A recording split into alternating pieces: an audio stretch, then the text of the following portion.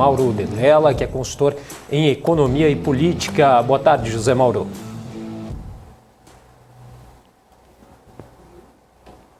Temos o José Mauro com a gente? Agora sim. Oi. Tudo bem, José Mauro? Olá, tudo bem? Boa tarde. É uma satisfação participar com vocês aí novamente. O mercado tá super animado, tá super divertido. Tá certo, o prazer é nosso.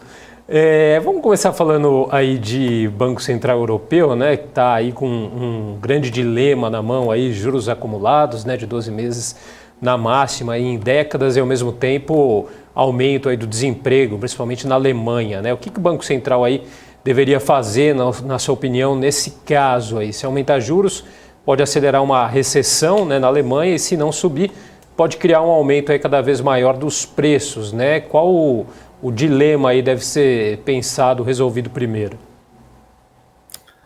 Difícil, né? Realmente muito difícil. Eu acho que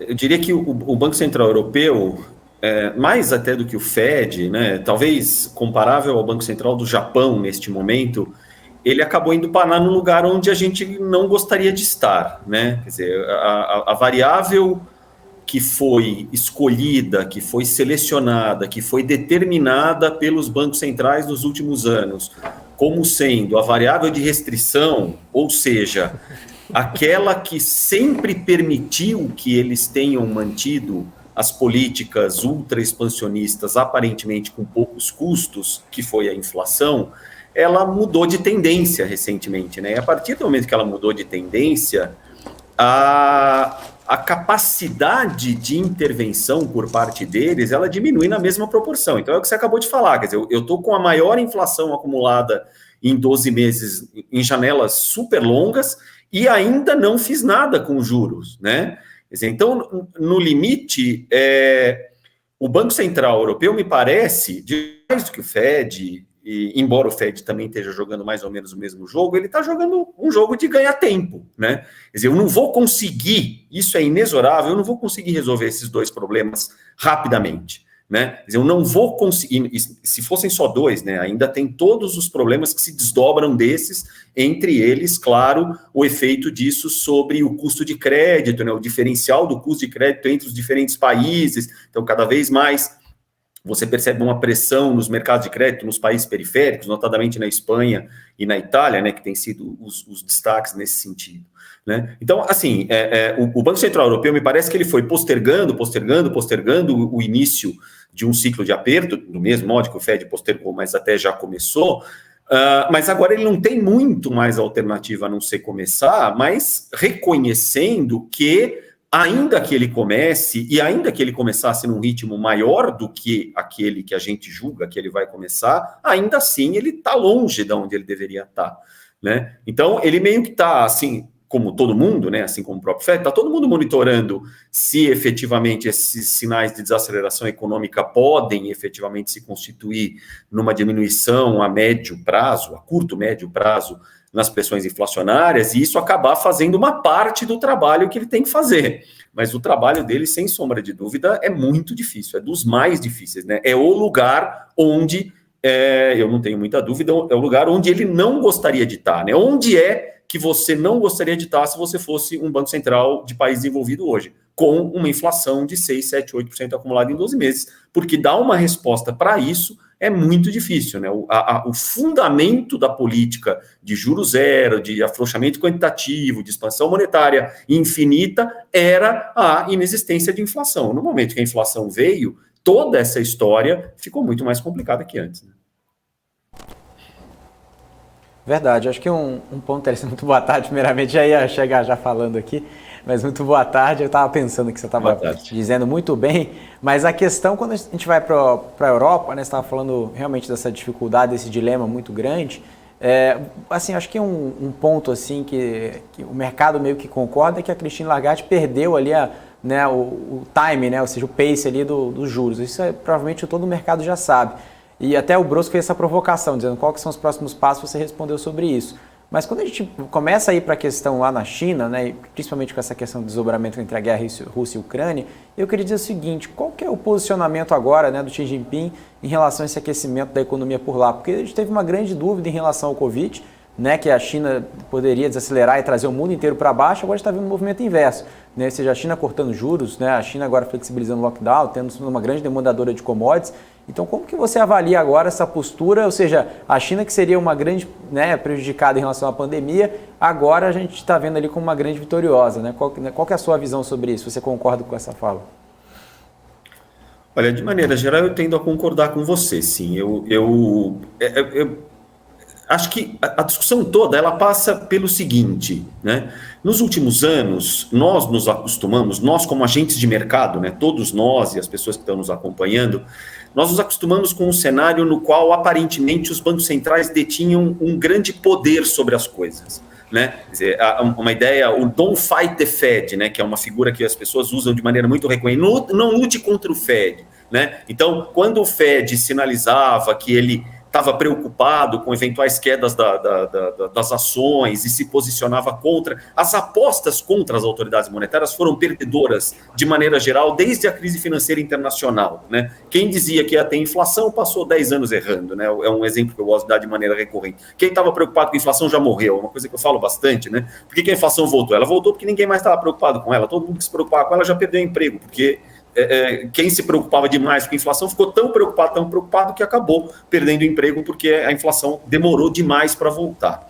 Indo nesse contexto, eu acho que a grande novidade que a gente teve, principalmente a partir da pandemia, é justamente essa percepção de que talvez os bancos centrais e os governos, num sentido mais amplo, mas estamos falando especificamente sobre os bancos centrais, eles pudessem não ter o mesmo controle que eles tiveram nos períodos anteriores. Então, no primeiro momento da pandemia, isso foi aquele estresse todo que a gente vivenciou entre abril e março e maio de 2020, né, quando pareceu que aquele colapso de atividade econômica não ia ser respondido à altura do ponto de vista de intervenções por parte das autoridades monetárias.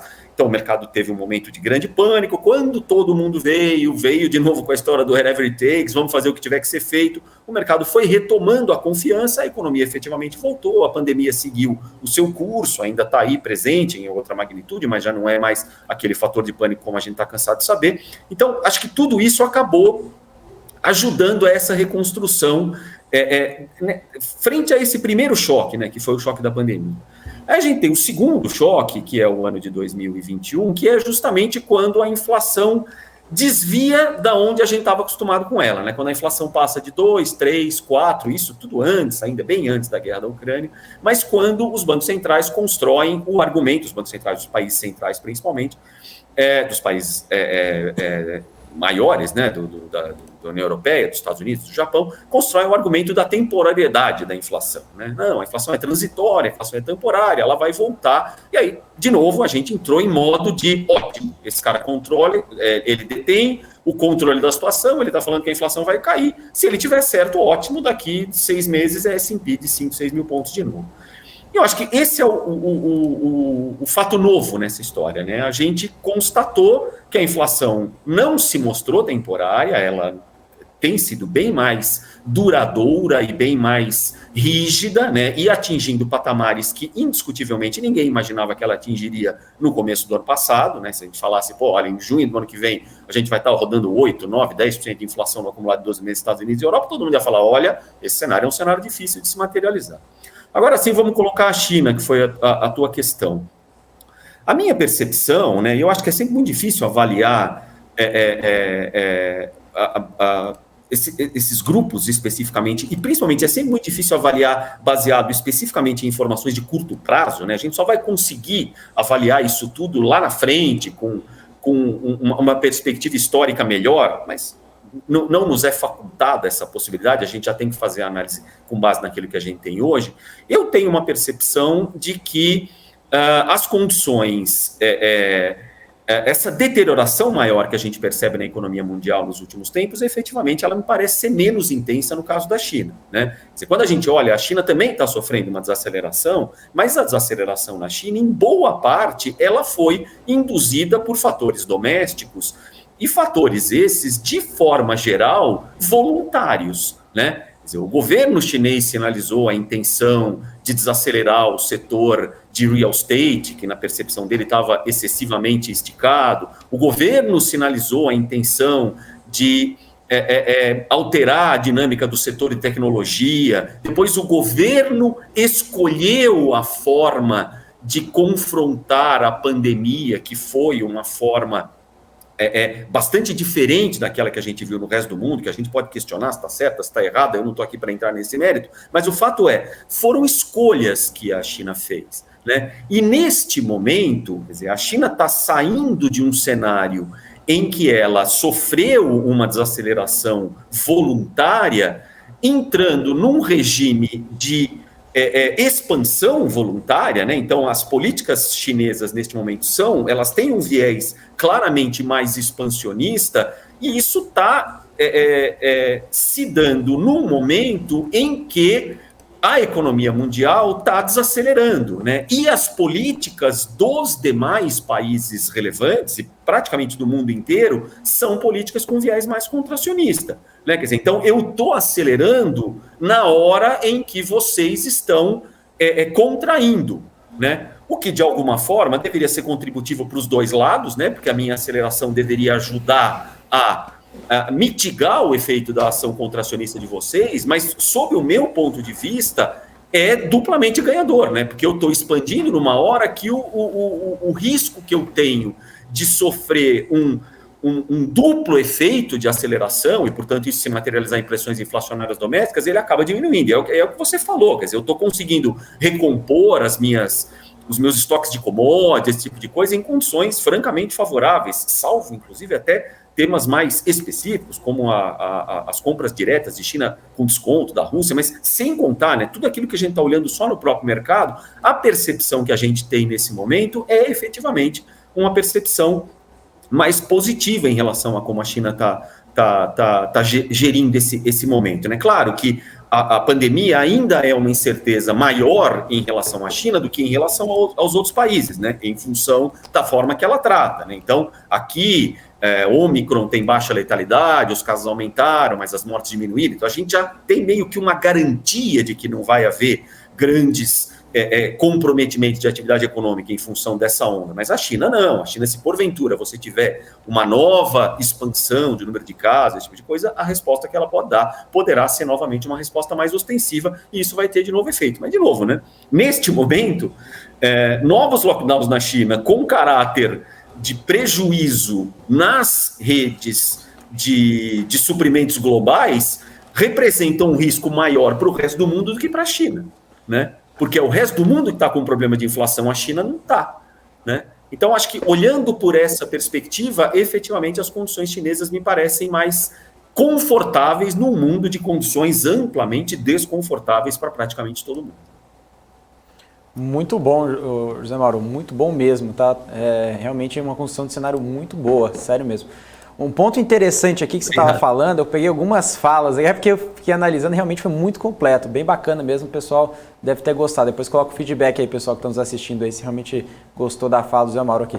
Mas um ponto interessante é o seguinte, eu estava falando com o Mauro agora atrás também, né, o último convidado que participou, nem foi uma pergunta minha, acho que foi do Brosco, né, Brosco, perguntando sobre a questão dos bancos, né, se eles aguentam, né, ou seja, as últimas crises, não sei se foi pergunta da Isa ou do Brosco, mas enfim, em relação à última crise que nós tivemos em 2008, a gente fez uma provocação para ele perguntando, será que as instituições agora estão preparadas para essa crise, né, os bancos? Mas eu vou fazer uma pergunta diferente do que a gente fez uma pergunta para o Mauro, perguntando dos países, né, você falou todo aquele jogo geopolítico, a gente viu o Sri Lanka agora dando o primeiro default histórico, né, agora no dia 20 de maio, né, e a pergunta fica o seguinte, nos Estados Unidos a gente teve agora o stress test, né, ou seja, o teste de estresse ali dos bancos, e a gente observou que está tudo ok, tudo normal, inclusive até pagar mais dividendo que está sendo previsto. Ok, maravilha, mas naquele ambiente na Europa, a gente sabe que a Europa não se recuperou da última crise que nós tivemos ali na Grécia, né? Inclusive o mundo não se recuperou da crise de 2008 por enquanto. Eu acredito muito, na minha opinião, que o Covid é uma das consequências da crise de 2008, ou seja, a impressão de dinheiro não foi só agora, né? Foi lá de trás.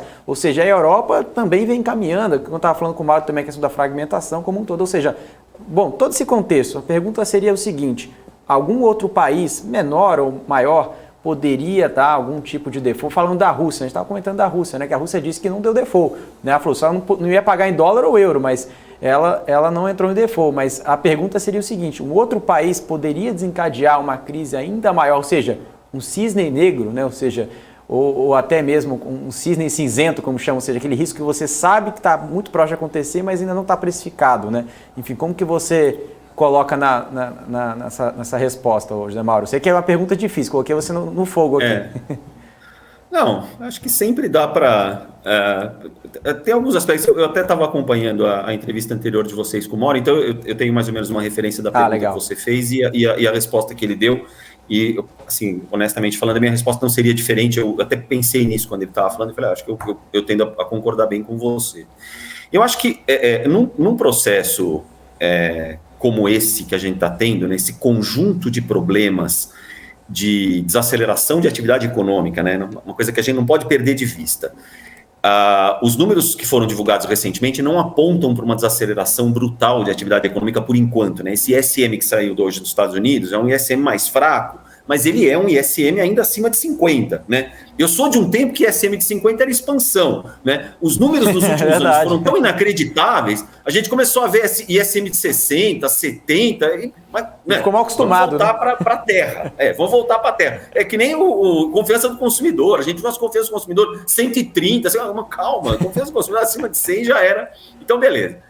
Mas, de qualquer forma, do mesmo modo que esses números não apontam para uma recessão forte, paradoxalmente, a economia americana já contraiu no primeiro trimestre e os números desses indicadores antecedentes, né, esses indicadores contemporâneos, tanto do Fed de Atlanta, principalmente, que é o que eu olho mais de perto, como do Fed de Nova York, mas o de Atlanta eu posso te afirmar categoricamente, eles estão afirmando que você vai ter outro trimestre de contração agora no segundo. Tecnicamente, por regra, 2 trimestres consecutivos de contração significa um processo recessivo. Então, ou seja, em tese, nós podemos estar num processo recessivo nos Estados Unidos desde o começo do ano já, que é um negócio bem complicado, né? Dado que não é essa sensação que a gente está meio discutindo a iminência disso, né? O S&P 3.800, ele caiu bem, mas não é um colapso, né? 20% de queda no primeiro semestre, é uma queda forte, mas se a gente considerar tudo que está esticado esse mercado, né, em função dessas políticas ultra expansionistas que você mesmo se referiu, que já vem desde da crise financeira global, quer dizer, se a gente tiver mesmo um processo recessivo, e aí sim eu chego na tua pergunta, que coloque em risco o surgimento de problemas de crédito mais significativos, né, as tais das baleias que o pessoal se refere, né, não, enquanto estão boiando alguns peixes pequenos, não tem um grande problema, mas quando surge uma primeira baleia, aí você começa a ter um problema maior, né? Então, assim, você mesmo mencionou, e eu vou usar isso como argumento a meu favor, é muito difícil a gente saber, mas num cenário de tanto exagero como a gente teve nos últimos anos, eu entendo que uma percepção mais conservadora em relação a todos os riscos, e eu acho que isso é que se coaduna com esses exercícios que o Fed fez recentemente, né, de verificar a performance do sistema em situações de estresse, e eu imagino também que as autoridades monetárias tenham participado disso durante os últimos anos. A minha percepção é que efetivamente a gente tenha